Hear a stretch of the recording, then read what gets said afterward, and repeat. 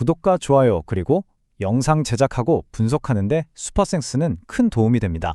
최종 선택은 각자의 판단 기준에 맞게 활용해주세요. 자, 그럼 본격적으로 이 경기 한번 파헤쳐 볼까요? 먼저 가장 기본이 되는 데이터죠. 바로 페이스와 효율성. 이 두 가지만 가지고 기본 점수 예측부터 한번 시작해 보겠습니다. 와, 이건 정말 리그에서 거의 가장 빠른 템포로 경기하는 두 팀이 만났다고 보시면 돼요.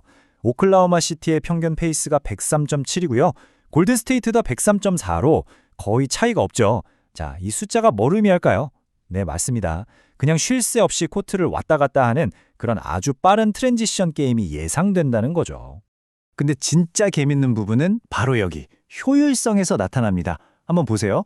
오클라호마 시티는 공격 레이팅이 114.7, 수비 레이팅은 104.0.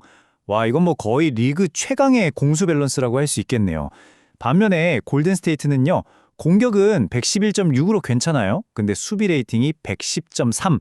여기서 명확한 약점이 딱 보이죠? 자, 그래서 이 순수한 기본 데이터만 가지고 딱 계산을 해보면요, 오클라호마 시티가 약 4.9점 차이로 이긴다는 결과가 나옵니다. 이게 바로 우리의 기준점이에요. 하지만 여러분, 진짜 중요한 이야기는 지금부터입니다. 바로 변수들이죠. 자, 그럼 이 경기의 판도를 완전히 뒤흔들 수 있는 가장 핵심적인 변수로 넘어가 보겠습니다. 그건 바로 양 팀의 부상자 명단입니다. 핵심 선수들이 대거 빠지면서 팀의 근본적인 구조 자체가 변해버렸거든요. 먼저 오클라호마 시티를 보면요, 아이지아 하르텐슈타인, 제일런 윌리엄스, 알렉스 카로소, 그리고 아제이 미첼까지 이 선수들이 모두 빠집니다. 이러면 당연히 페인트 존이랑 외곽 수비에 큰 구멍이 생기고요. 득점 루트로 굉장히 단조로워질 수밖에 없어요. 그런데 골든 스테이트는 상황이 이건 훨씬 더 심각합니다. 스테픈 커리, 지미 버틀러는 아예 시즌 아웃이고요. 여기에 크리스탑스 포르징기스, 디앤서니 멜튼, 게리 페이튼 2세까지 모두 출전 여부가 불투명한 상황이에요. 거의 팀이 반파됐다고 봐야죠. 이게 얼마나 큰 타격인지는 이 수치를 보면 바로 알 수 있습니다. 스테픈 커리가 코트에 없을 때 골든스테이트의 공격 레이팅이 111.6에서 107.7까지 그냥 뚝 떨어져 버려요. 이건 뭐 팀 공격에 핵이 빠져버린 거나 마찬가지입니다. 말 그대로 치명타죠. 이렇게 선수들이 대고 빠지게 되면 당연히 코트 위 전술도 바뀔 수밖에 없겠죠.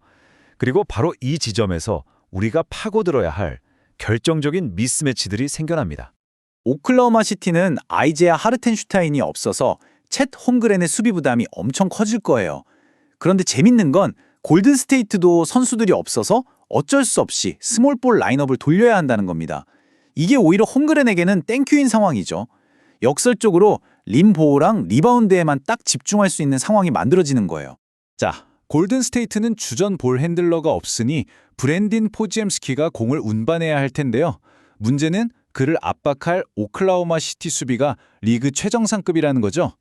그럼 어떤 그림이 그려질까요? 네, 아마 포짐스키의 턴오버가 급증할 거고, 그건 곧바로 오클라호마 시티의 아주 손쉬운 속공 득점으로 이어질 가능성이 매우 높습니다.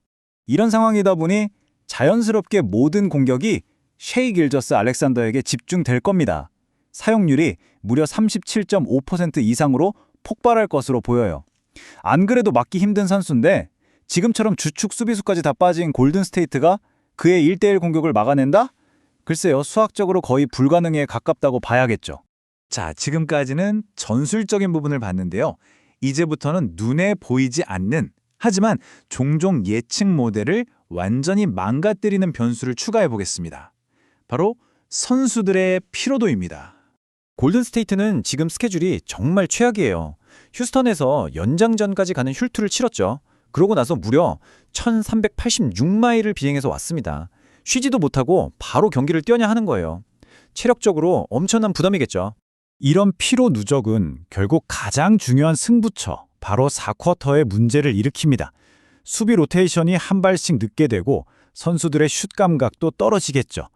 저희 모델에서는 3점 슛 성공률이 약 1.8% 정도 하락할 것으로 보고 있습니다.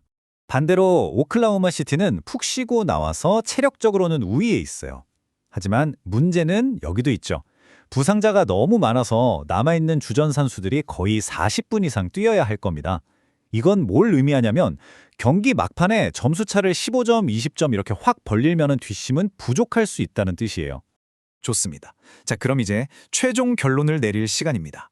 맨 처음에 계산했던 기본 점수에다가 지금까지 우리가 분석한 미스매치, 피로도, 로테이션 문제, 이 모든 변수들을 다 집어넣어서 최종 시뮬레이션을 돌려봤습니다. 결과는 이렇게 나왔습니다. 최종 모델은 오클라호마 시티 120점, 그리고 골든 스테이트 109.9점을 예측했네요. 점수차는 약 10.1점, 오클라호마 시티의 승리를 예상하고요. 양팀 득점 총합은 229.9점입니다. 바로 이 지점에서 저희가 찾던 가치가 보입니다. 저희 모델은 10.1점 차 승리를 예측했잖아요. 그런데 시장, 즉 베가스가 설정한 핸디캡은 무려 마이너스 14.5점입니다. 저희 분석보다 훨씬 더 오클라호마 시티의 압승을 예상하고 있는 거죠. 이 차이가 핵심입니다. 그리고 이런 생각은 저희만 하는 게 아닙니다. 이른바 선수들, 그러니까 전문 베터들의 돈의 흐름을 보세요. 이 샤프머니의 무려 92%가 골든스테이트의 플러스 14.5 핸디캡 승리 쪽으로 몰리고 있습니다. 이건 정말 압도적인 수치예요. 자, 그래서 저희 모델과 시장의 이 괴리, 그리고 샤프머니의 흐름을 중합해서 데이터가 가리키는 가장 가치 있는 선택지를 지금부터 공개하겠습니다. 첫 번째 추천픽입니다. 확신도 8.5점, 10점 만점이죠.